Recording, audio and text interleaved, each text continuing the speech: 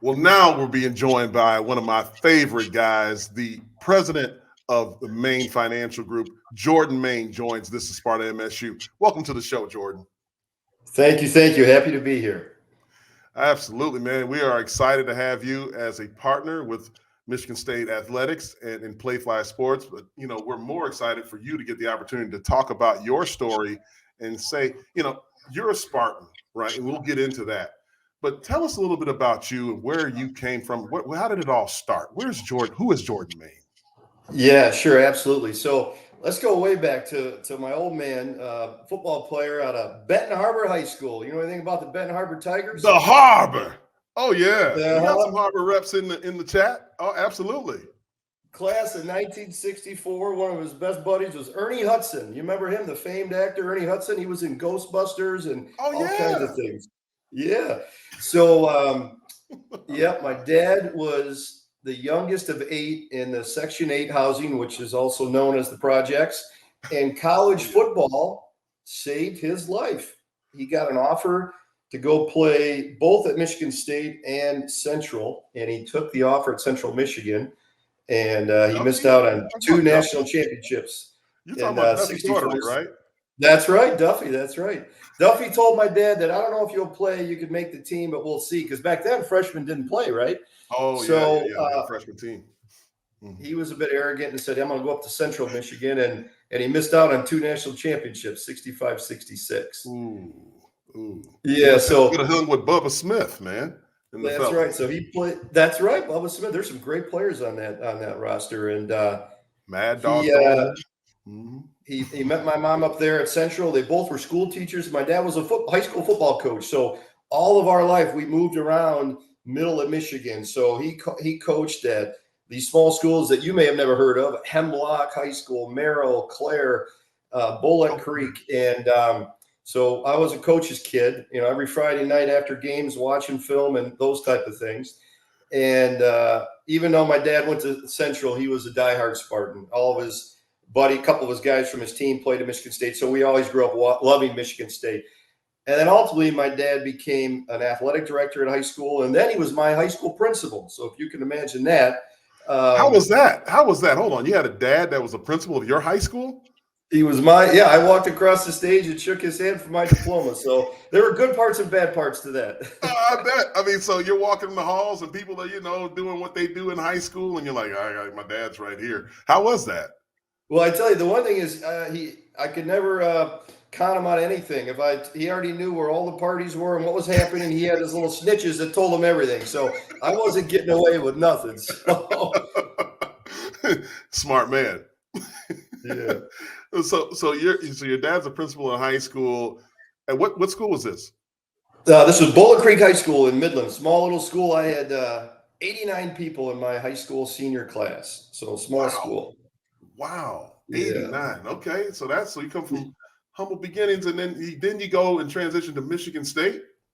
Yeah, I came here in 1995, and I thought, boy, did I get a short end of the stick. We had 2 rookie coaches in 1995. Our basketball coach named Tom Izzo, and our football coach named Nick Saban. And boy, I thought I got the short end of the stick, and was I wrong? 2 Hall of Famers. Oh man, so you came in at the right time. I remember that. Yeah, 94. Yeah, we were on campus at the same time. You were a year behind, but we're both 1976 birthdays, so 2 days apart. That's right. 2 days. That's right. Yeah. Oh yeah. So you come to Michigan State. Did you play sports at Michigan State? Yeah, I tried to walk on the golf team, so I had a cup of coffee with the golf team a little bit, but wasn't a varsity athlete. But was a diehard supporter of all the sports. And when we graduated, I graduated in 2000, the year of the championship team. We've always, for the last 23 years, held season tickets to multiple sports, given endowments, donated back to the university, and we live in Brighton, Michigan, which is only a half an hour away. So pretty much try to get to East Lansing every week. We're diehards. You definitely are, and we appreciate all the support that you've given. I know that you give to several different athletic institutions as well as the academic institutions at Michigan State. we can get into all of that in other shows because I know that baseball and lacrosse is a big thing that you've done, and now with football. But when you look at you went and majored at Michigan State in accounting, is that right? I was an accounting major, correct? Yeah. So what did you do with that after you left Michigan State? Yeah. So went into public accounting, and right after I graduated, and ended up hating or despising, I guess is a better word, financial people, because I would be doing the tax work for a client. Let's say you're our client, Jason, and some stockbroker will get you to buy and sell and move money all over, and I had to pick up the pieces and clean up the tax return. And I never understood why there wasn't tax planning as part of your investment strategy. So I decided to get our investment licenses in 2002, and then ultimately started my own firm in 2005 with the idea of we're going to be someone's personal CFO. We'll handle all the taxes, we'll handle their investments, we'll handle everything that goes into that space. And I think it's kind of a niche market. People either seem to be all financial or all tax-based. It's very few firms kind of bring that together. This is true. You see that a lot with the high net worth individuals and families where they have what's called a family office. That's the really wealthy people that have their own CFO, chief financial officers, that kind of run things along with tax and, lawyers and whatnot. So you are able to do that for those people, but also the people who are just starting out, trying to begin businesses. And that's where I want to take this discussion. We talked a lot about sports, and every time we have a coach on or a player, NIL is a part of the discussion, name, image, likeness, and players now being able to profit off of that. With that, I do hear a lot from parents about and players. Like, I want to start a business, and how do I get to do that with things like LLC? Is that something that you can walk them through or help them with?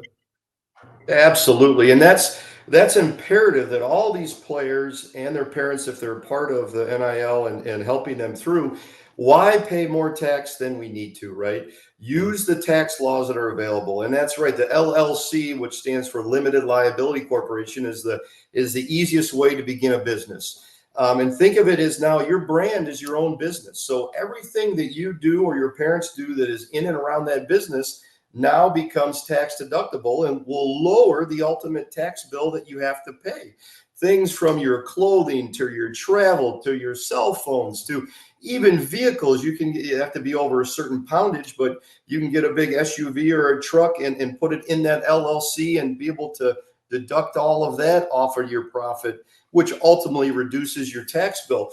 So there are so many things, because everything these young men do are building their brand. If they go to a high school game and make an appearance and they have expenses to get there and cost of tickets, that's building their brand. If they go do a signing somewhere, whatever they do that's building their name, image, and likeness, any expenses around that are tax deductible to lower what you're going to pay. So it seems straightforward to us because we do this every day, but I definitely can understand all these young kids and their parents who have never been in this space. It's a lot to digest.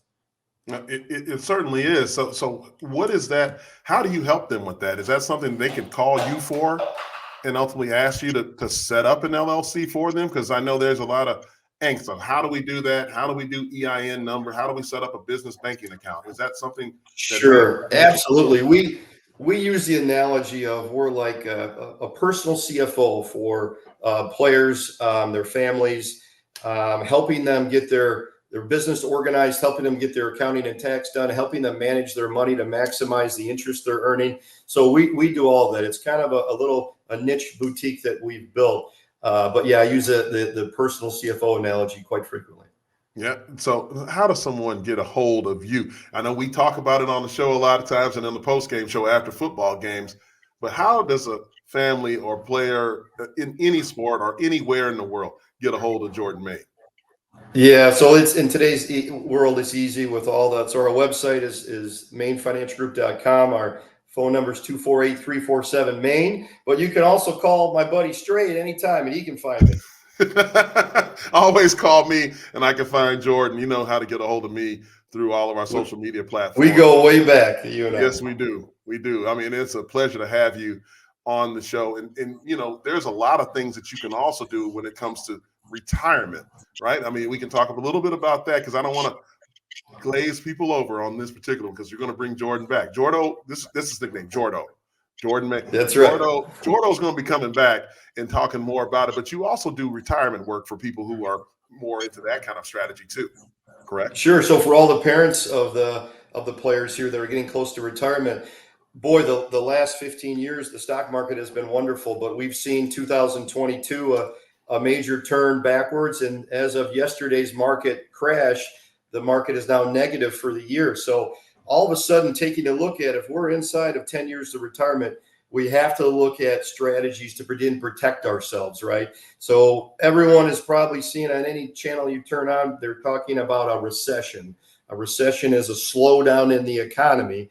And that's the whole point of raising interest rates like they've done for the last year and a half, is to slow things down. Like, when is the last time you tried to get a mortgage, Jason? Like, what are the rates out there?